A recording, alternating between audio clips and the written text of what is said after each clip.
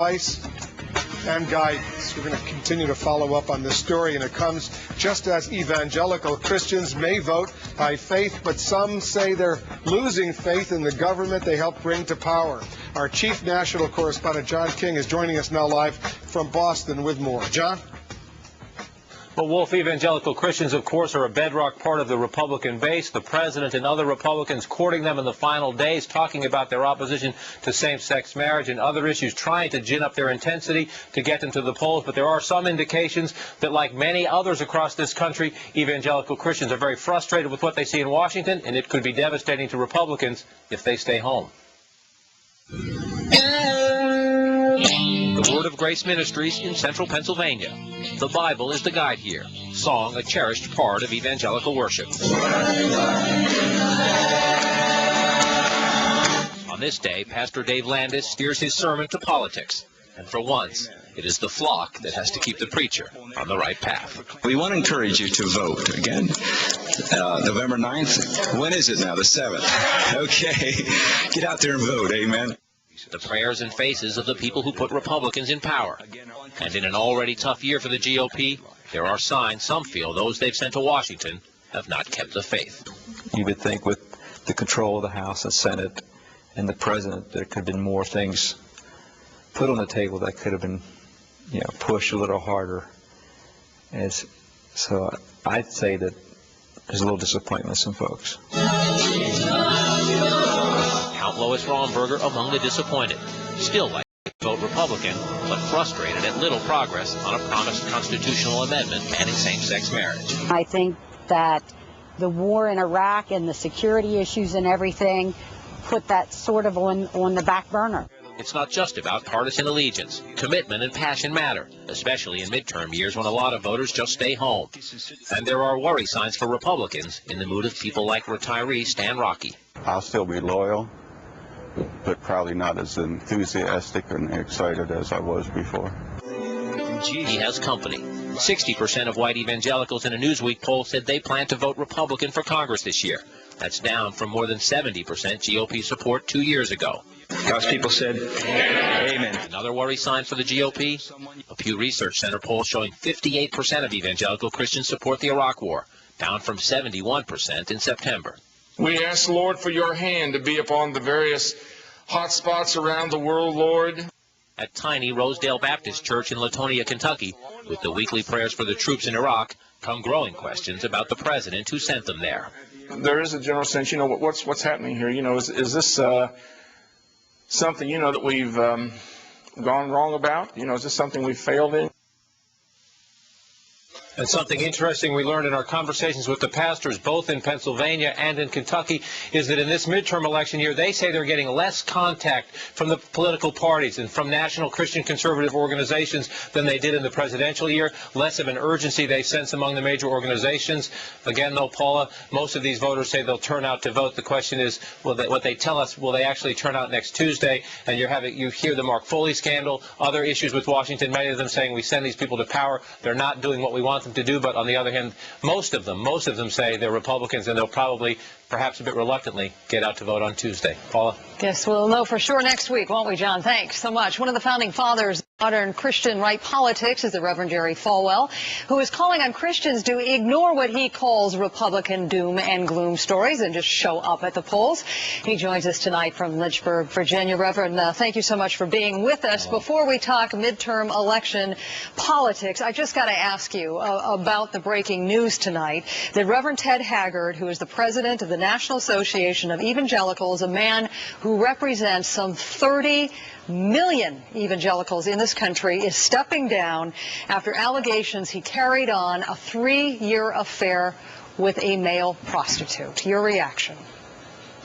Well, I don't know him. I have met him, and he has been rather critical of activists like Dr. James Dobson and myself. In pastors' meetings, he's said we should not be as aggressive as we have. I certainly sympathize with his family and the great congregation that he pastors there, but I don't know him that well, and so I don't know the facts of this issue. I can only say it doesn't really matter whether it's a pastor or a politician.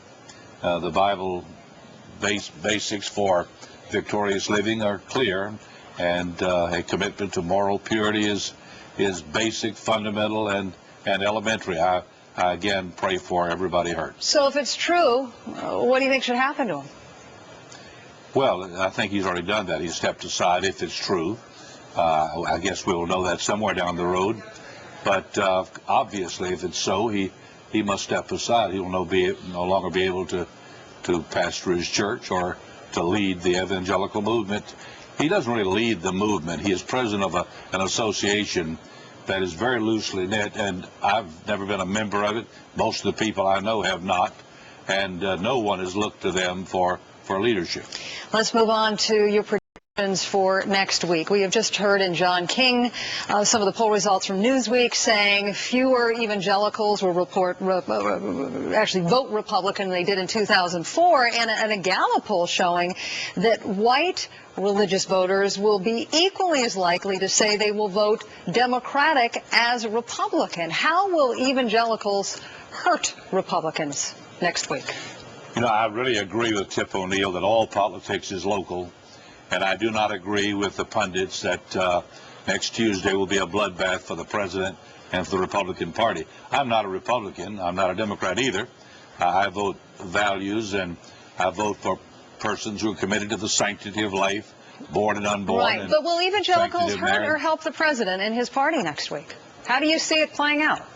Well, I'm speaking, I suppose, as much day and night around the nation to large groups of evangelicals as anybody. And I sense nothing but a commitment to the principles, the issues. Of course, no one is ever as excited in midterm elections as in presidential elections. No one. But I would think, I think next Tuesday, I'm not a prophet, I'm not going to make a prediction, but I personally think the president will keep both houses. I have heard from a number of evangelicals who are very angry about a new book out by a former White House insider who suggests that the Bush administration is very dismissive of evangelicals and downright insulting, even going as far as calling you ridiculous. Is that going to have any impact on the vote, and are you upset about that? Well, I won't use national television to tell you what I know about David Quo, except that he has never been. Yeah, the author of the book. He has never been a Bush supporter. He should not have been hired. The people who worked around him, I have emails of coming today even telling me of his negative comments, his contempt for evangelical Christians. He didn't belong there. He never was a part of the team. And I think the book, as is indicated by the low sales, has been and will be a total fiasco. So you are saying he's the one dismissive of evangelicals, not the president. You have no reason to believe that this administration has ever insulted the faith of evangelicals. Not this administration. I know George Bush very well. I know his parents. I've been friends for many years. I know them to be dedicated Christians. They're not perfect any more than I am. But I have great confidence in the president and his genuineness.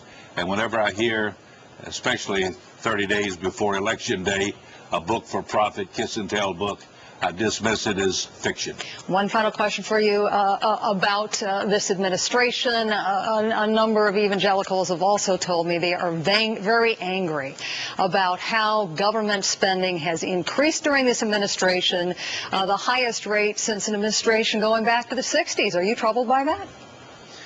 Well, I have to admit that I am not. I'm more of a fiscal conservative than some there. But I want to say that that is not where my heart is. My heart is in the sanctity of life and marriage and values and defense against terrorism. I support what the president's doing in Iraq. And if they're spending too much money, then I'll let someone else yell about that. But this president, it's like this Mark Foley thing. That's not going to discourage any evangelicals I know from voting. We lived through Bill Clinton, and this situation with Foley is minuscule in comparison.